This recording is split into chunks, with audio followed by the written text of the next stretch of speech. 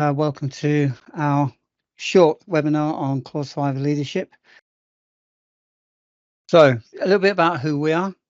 We're CertiKit. We're a leading creator compliance toolkit and provider of ISO services, and we're based in Derbyshire in central UK. We were founded in 2010, and since then we've helped more than 4,000 customers globally. And we specialize in ISO standards and data protection compliance requirements.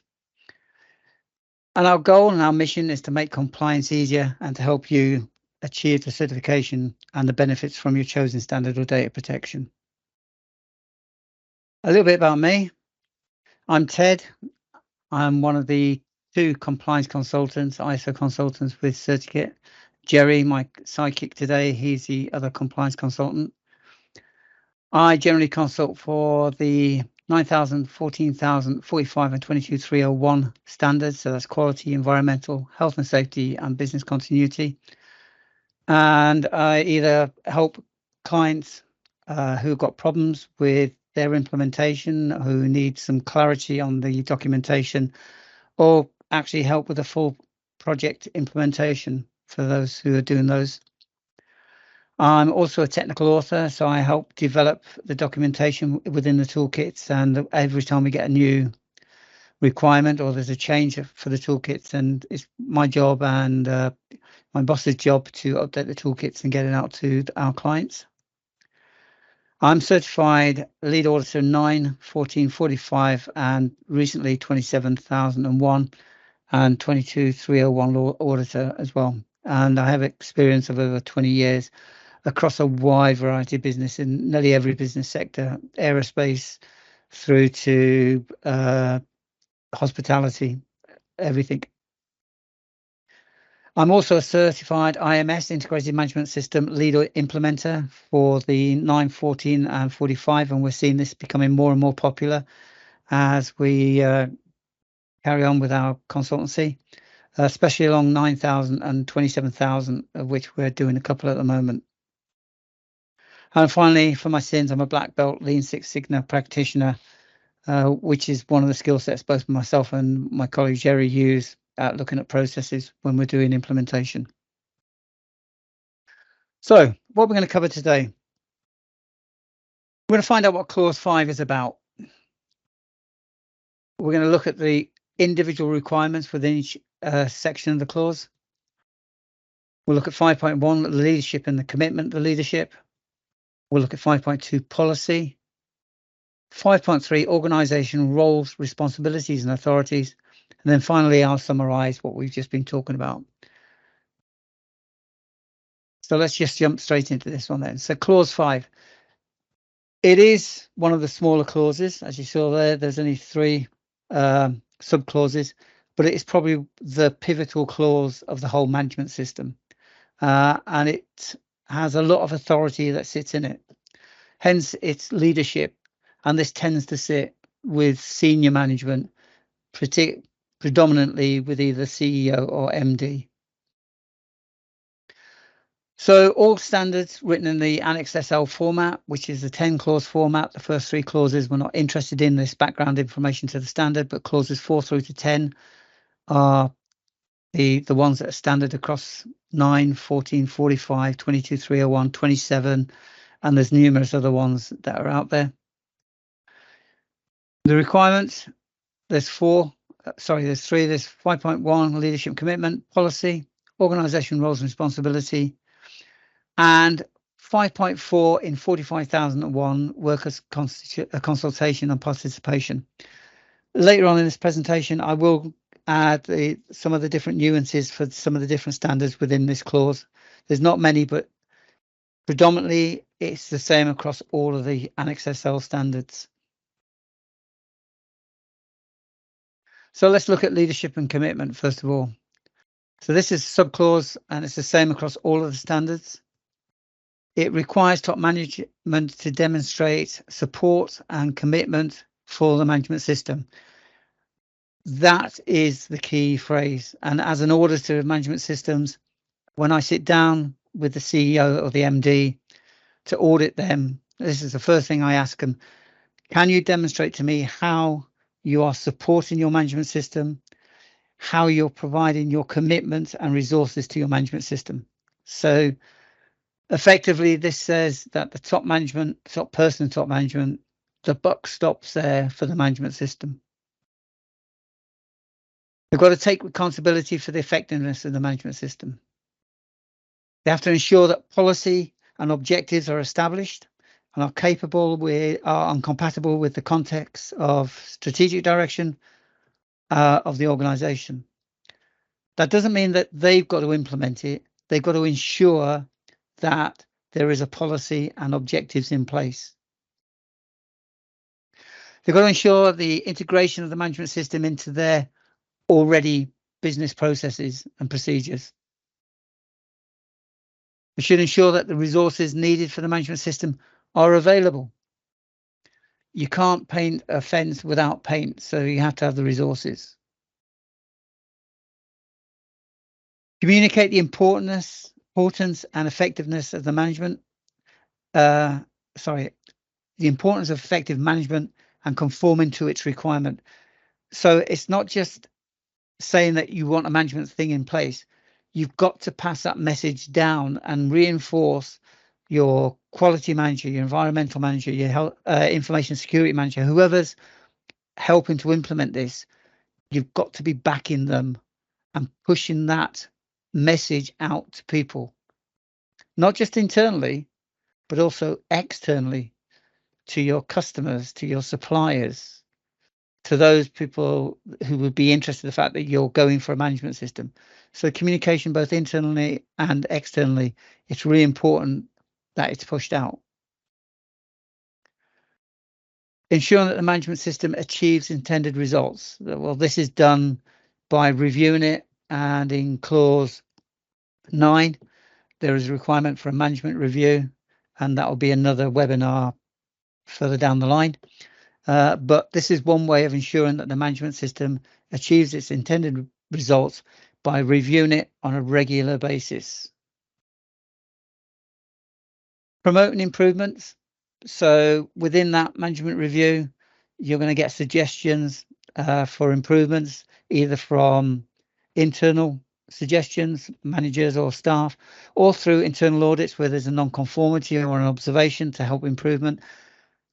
At that management review meeting, the leadership has to show willing to implement those that they think would improve the management systems. Not just a case, I've written it down, yeah, it looks good, but we won't do it. They've got to be seen to be actually promoting improvement. And one way of doing that is through the output of your management review meetings. And then finally, supporting other relevant management roles to demonstrate their leadership.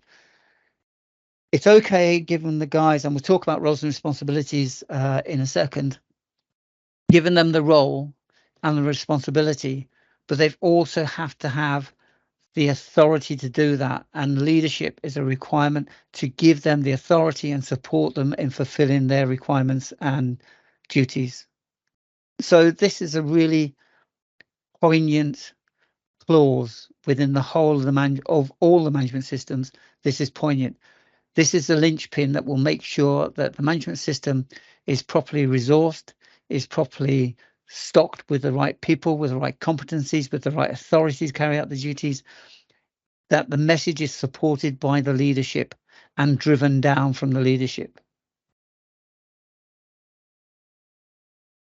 5.2, this is a requirement that there is a policy across all management systems. It doesn't matter what management system, there is a requirement for a policy. It requires that top management establish, implement and maintain, in this case, a quality policy or an environmental policy, an information security policy, whatever the policy, whatever management system is, a policy that is appropriate to the purpose and context of the organization and supports its strategic direction, provides a framework for setting quality objectives, includes a commitment to satisfy applicable requirements, includes a commitment to continual improvement of management systems. I always look at policies and think of 4 C's. write or document a policy. If you think of 4 C's, you can't go wrong with an ISO policy. The 4 C's are a commitment to your customers or your clients. The second C is a commitment to regulatory, statutory, mandatory, or the requirements of the standard.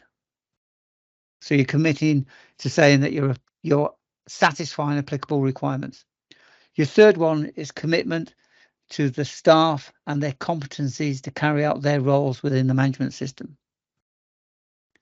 And the third one is a commitment to continual improvement. Those are the 4 key commitments within any policy. And then those are topped and tails with commitment to align it with your strategic goals and able to have your policy as part of the framework to help generate objectives. It requires a policy to be communicated, and it shall, which is ISO speak for, it will be available and be maintained as documented information. This is a link to clause 7.5 within all the standards, which is documented information.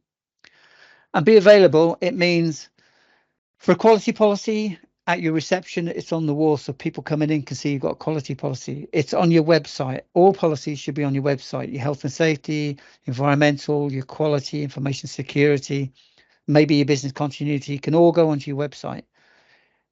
In publications, in news sheets, whatever you do, you can put your policy in there. So it has to be available and maintained. So as I said, it's got to be communicated. It has to be understood. So it has to be clear. You don't use fancy words to complicate it because people will just look at it and go, what the hell they're talking about here? Just nice, simple, clear. Commitment to do this, to ensure we do that. Commitment to do this, to ensure we get that. Nice and clear. It has to be understood by everybody. One of the things I like to do when I do audits is to stop somebody on my way in to say, where's your quality policy? Do you know where your quality policy is? 9 times out of 10, they'll probably go, yeah, it's on the share file. Fine. It's on the wall in reception. Great. It's in the common room. Okay, that's good. It's on our website. Fantastic. And then I'll say, what does it say? And I can guarantee 9 out of 10 people will just look at me and say, well, I know we've got a policy. If it's not understood, it can't be enforced. Therefore, a policy should be nice and simple. It should be a requirement that all staff members read it. And if it's simple, they'll remember it, especially if whoever's telling them to remember it reminds them, just remember the 4 C's. If you can remember those, you'll be fine. An auditor will not expect somebody to know it parrot fashion. Without a doubt, they won't know it parrot fashion, but they should have the core commitment to making sure we keep our customers happy, making sure we comply with all the regulations, making sure that people in it are competent, and continuous, making sure we keep looking at and making it better. If they can remember that, you've done your job. So communicating it, making sure that staff read it, get to sign they said they read it, just test them now and again. Can you remember where the quality policy is? Oh yeah, it's on the website. Brilliant. Any idea what it says? Yeah, it's something to do with C's in it, and then let them go off that. And then be available to the relevant interested parties as appropriate. An interested party, if you saw my webinar a couple of weeks ago, they are entities that can be affected by, perceived to be affected by, or can affect your management system, and they can be internal or external. These could be regulatory bodies. These are definitely customers or clients. These could be third-party companies that you're working with. So if it's relevant, they need to have that information available as well. So here's an example of a quality policy. I'm sorry it's a bit small, but I want to try and get it in there. And I'll just read it out to you. It says, at Acme Products and Services, the management and employees are committed to providing a quality service that meets and exceeds the expectations of our customers. We strive to continuously improve our products and services while adhering to the requirements of the ISO 9001 quality management system. Okay, I've got 2 C's in there straight away. We are committed to delivering products and services that meet the agreed specification of our customers, proactively seeking feedback from our customers and using it to improve our products and services, ensure our employees have the skills, knowledge and support needed to deliver quality products, competencies, ensure we remain compliant with statutory and regulatory requirements and conform to the requirements of 9000 standard, compliance, establish and review measurable objectives, framework for objectives, and continuously improve our management system through the use of customers' feedback, etc. The management team will show leadership and commitment and bear the responsibility for establishment, implementing and integrating and maintaining the quality management system in a commitment to satisfy the requirements of the international standards. I've covered all the C's and added another one. It's nice and clear, it's straightforward, it's not too difficult, and that's all it has to be. One of the things I have seen lately is a lot of companies are using documents as policies. 15-page, I've just seen a 15-page occupational health and safety policy. And I've asked the health and safety manager, where are you going to put that? It's not going to go on your website because it's 15 pages long. It's not going to go on your wall because nobody's going to pin a policy to the wall for people to read as they come in. So you need something small like this policy supported by the policy document. So you need the two. You need a policy statement like this is, which is goes on the wall, goes on the website, is on your flyers or whatever it is. And you need a policy document that supports it in total, the underlying things that it will do. We will ensure we're doing this, and the policy documents will say, we are committed to doing this by, and inside of there is all the information that why it's there. So again, communicating your policy. Ensure that policy is easy, understandable, and accessible to all relevant parties. Communicate the policy to all employees, to contractors, and any stakeholders through training sessions, internal memos, or other appropriate means. Team meetings. If there's a change to the policy or change to the management system, this is a great place to introduce it to the team, because then you get out to everybody. Display the policy in a prominent area within your organization, such as the reception room area, a common room, a break room, a workshop, on your website, anywhere that is there that jogs people's memory that you've got that. Don't forget to review it and update it on a regular basis. You'll be doing it at least once a year when you do your management review meeting. There's a requirement there. But if you're a new company and you're an evolving company, you've just got certified or you're going for certification, renew it every couple of months to make sure it's still pertinent to your management system. And if you want to get a tick in the box for the auditor, document the changes, because then they'll see it being continuously improved. And that's a big tick in the box from an audit point of view. 5.3, organisation roles, responsibilities and authorities. This is something else that both myself and Jerry chuckle at when we ask the relevant manager, right, have you got an organogram for your management system? We get a company organogram. We get from the CEO all the way down to the T-boy with all the different branches. This is not what it's looking for. The standard is looking for the organisation roles, responsibilities and authorities within the management system itself. So your information security officer, manager, your data protection officer, your information security officer, your IT manager, your IT technicians, because all of those are involved within the information security management system. Quality manager, quality coordinator, departmental managers, maybe team leaders, and people like that. If they have a role within that management system, this is where it sits within this clause. We're not looking at everything in the company. We're looking at the management system that you've implemented. So again, it's exactly the same across all the standards.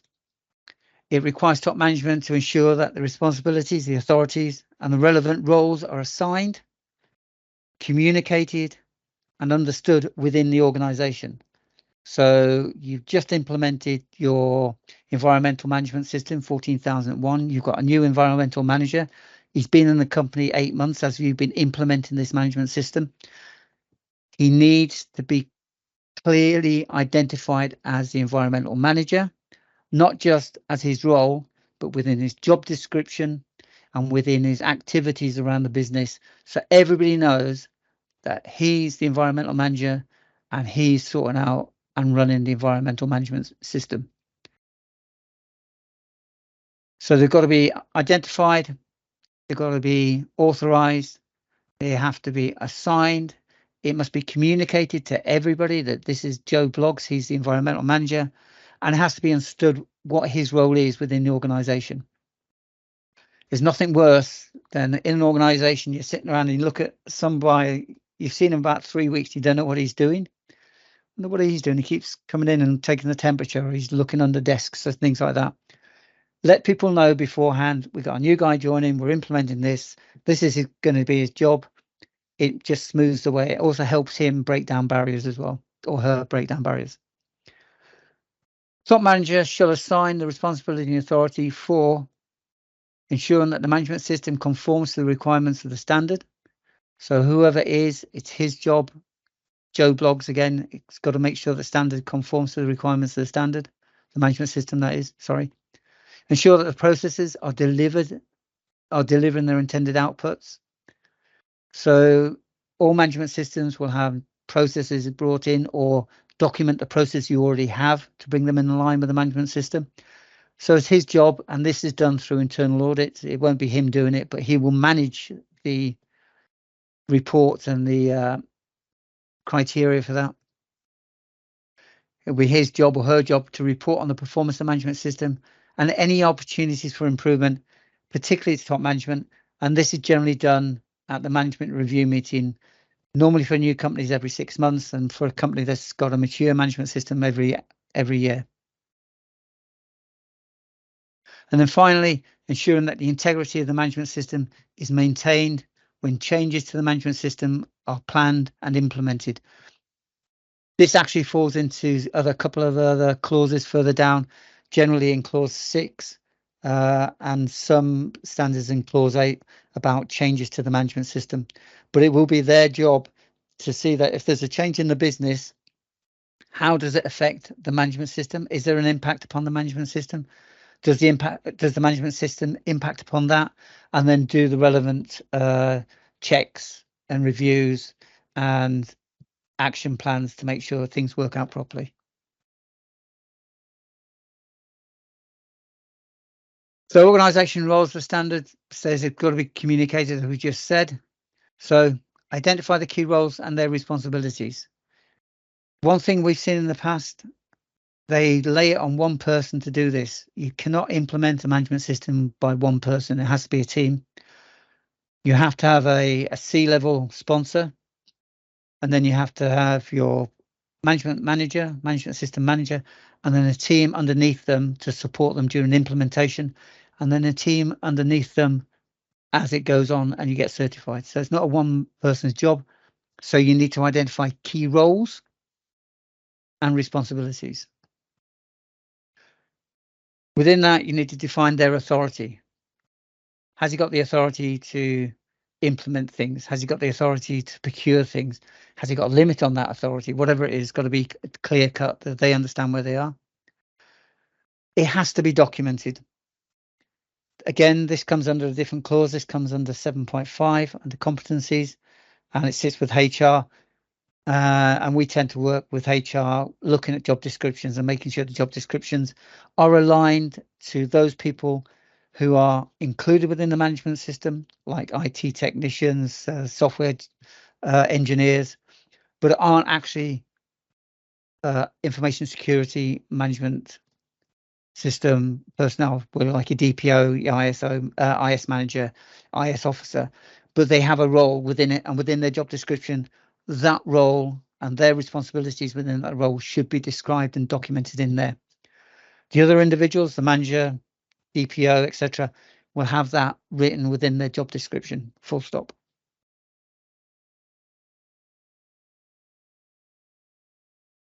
This has to be done by involving the right people at the right places to do all of this, the right decision makers. So you'd have your input from your CEO, you have your input from your departmental managers, and you'll have your input from the HR who's got the expertise to putting all these documents together. Once it's done, again, this would come under the annual appraisal. I hope that companies do annual appraisal of their staff, where they would review them, or their departmental managers, or the directors associated with their department would review those people against their job descriptions, their KPIs and competencies, and either suggest new skills that they need to bring in, highlight new training they might want to do. Maybe somebody wants to go for NEBOSH, that they're interested in that sort of thing if it's health and safety. A regular review and update is required. All of this must be documented. So if you've got your job descriptions right, you're 3/4 of the way there. If you've got your training plans, training requirements as a document, as a spreadsheet, you're on a win there. And if you have your reviews, you've already got this covered. So talking about job descriptions, just a few notes on this. You need to consider the following areas: duties or additional duties beyond the day job. So these are not core members of the management system, but those who are on the outside, but have a role within it, like your IT guys. Think about when they're doing the job description, their day job is that. However, their additional duties within the management system should also be covered off. Those responsibilities relevant to the management system should also be recognised within their job descriptions, apart from their day job stuff. Competencies relevant to the positions within the management system.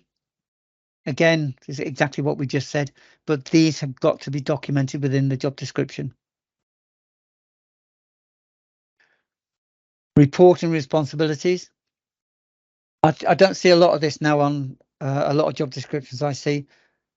I look at reporting responsibilities as twofold. One, the effective, who they need to report up to, who they got reporting to them, and also secondary duties. If that person is on holiday, is incapacitated somewhere, reporting responsibilities may go to somebody else, and that should be indicated as well. So in the absence of the environmental manager, the environmental coordinator, his role would be to take over the reporting duties of him, etc., etc. Again, this should all be documented predominantly within your job descriptions, and that way it will cover it all off. So just a couple of differences from some of the other standards that aren't generic. So in 9001, in clause 5.1.2, it's customer focus. And this requires the top management to demonstrate leadership commitment to respect to customer focus by ensuring that customers and applicable statutory regulatory requirements are determined and understood and constantly met. Risks and opportunities that can affect conformity of products and services and the ability to enhance customer satisfaction. And then the focus on enhancing customer satisfaction is maintained. Obviously, because 9001 is quality, they're looking at making sure that the customer is happy. And that's what 9001 is directed at. 45,001, occupational health and safety. So this is 5.4. This is a different section. This is the one that was added as an afterthought to 5.4. And it's a leftover from 18,001 occupational health when it went out of service in 2018. This says that the organisation shall establish, implement and maintain a process or processes for consultation and participation of workers at all applicable levels and functions. And where they exist, workers' representatives in the development, planning, implementation, performance, evaluation and action for the improvement of the OAHS management system. Effectively saying is that you need to have representatives from all areas of the company to help identify hazards, identify solutions, help with new initiatives, etc., etc. He goes on to say the organisation shall, which means you must, provide a mechanism, time, training, resources necessary for the consultation and participation. So they're looking for, as an auditor, I would be looking for schedules of meetings and agendas and participants, particularly participants, because I want to see, right, you've got 8 departments here, but you've only got 2 members of staff. How are they covering those 8 departments when you've got one from each department? And they might turn around and say, well, these 2, this one does those 4 and this one does those 4. Quite happy with that. Show me where you've documented that, how you prove that.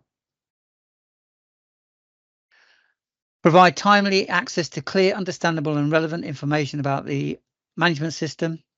So making sure that your processes are available, the documented information is available, your policy is available, etc., etc. Determine or remove obstacles or barriers to participation and minimize those that cannot be removed. This is looking at disability aspects, gender aspects, and things like that.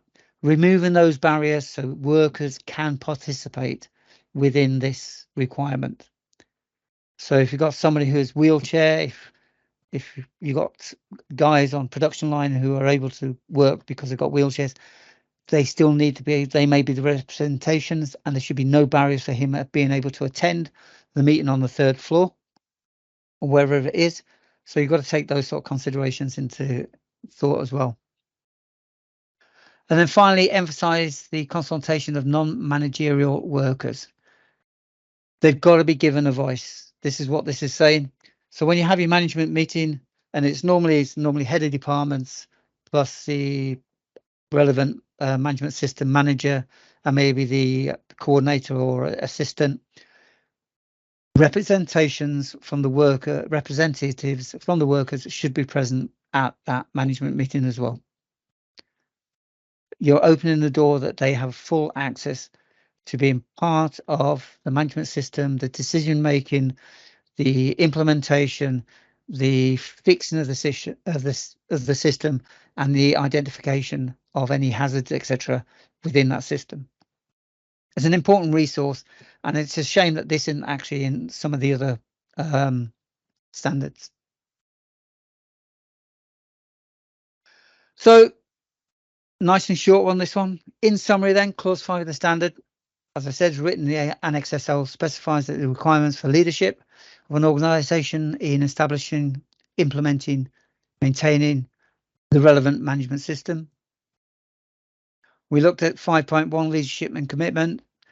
Must demonstrate their commitment to the management system, must help in establishing the policies, the relevant policy, the relevant objectives, and ensuring that the system is effectively implemented and maintained.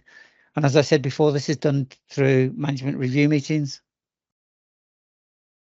But the policy, the organisation must establish a policy, must communicate that policy, and that it aligns with the objectives and strategic direction of the company, has its values, and is accessible to all relevant parties within the organisations and those interested parties that are also relevant, that are outside of the organisation.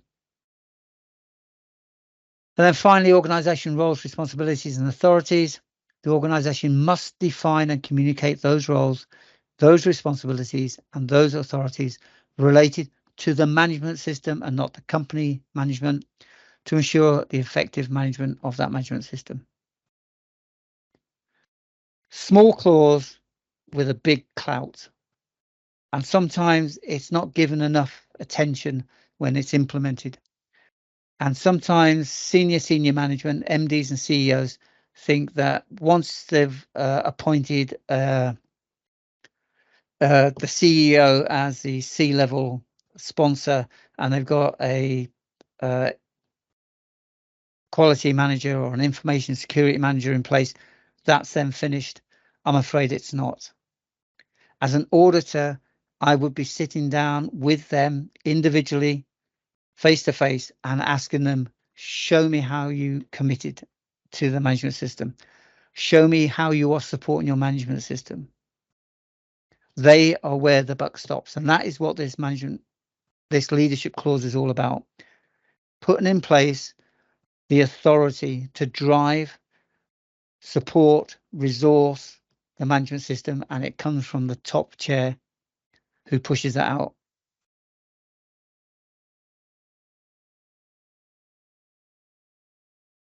Okay, before we go to see if there's any questions, a little bit what we can do. We do have the toolkits. We have toolkits for 9, 1445, 27,000, 22,301. We also got GDPR, Cyber Essentials. I can't remember the other one, but we've got all of those are the latest regulations with the latest requirements ready to go, full of template documents that you can populate in areas to make them attuned to your business and aligned to your business ethos. They're all changeable, so you can change the color format, etc., the fonts and all that quite easily. And they're good money, good product for money, because they give you a good start in implementing it. It takes a lot of work out of documenting the management system. All the documents that we provide have got placement for your logo. And if you want to do some of these document kits, toolkits have got like 107 documents in there. If you wanted to, you could put your own logo on there, or we can do it for a small price across the whole of the document. And at the same time, put your company name in all the areas within the documents that have a place for your company name straight away and get it back to you. We're now doing ISO consultancy. So we can provide consultancy on an ad hoc basis. We can do just our consultancy if you've got difficulty in certain areas of your implementation. We can provide full consultancy services where we work with you as part of your team, implementation team, to help guide and implement the management system, making sure that all the documentation is in place. And then finally, we've also do internal audits and pre-certification audits. A lot of small companies haven't got the resources or the competencies to do internal audits themselves, and it is a requirement for all management systems that this is done. We can be hired to do that for them. We can do that as a schedule, come in, produce an audit schedule, and then run the audit schedule for you, produce the reports, any NCs, and then leave it to the company to action those. Or we can do a one-off audit. Normally we do that if you think you've got a surveillance audit coming up and you want to make sure everything's in place. We can do that as a full audit. And we also do the pre-certification audit where we come in a very same vein as a RCB would, registered certification body, your certification body, and audit you as they would audit you. Two benefits for this: we do it before they come in, so we help to catch any wriggles, holes, and all that.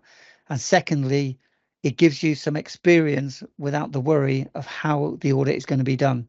The sort of questions, the sort of information they're going to ask for, the sort of evidence they're going to be looking for, the way they're going to dig in if they find something and start pulling a bit of string to find out where that goes. So those are the 4 areas that we can help you with.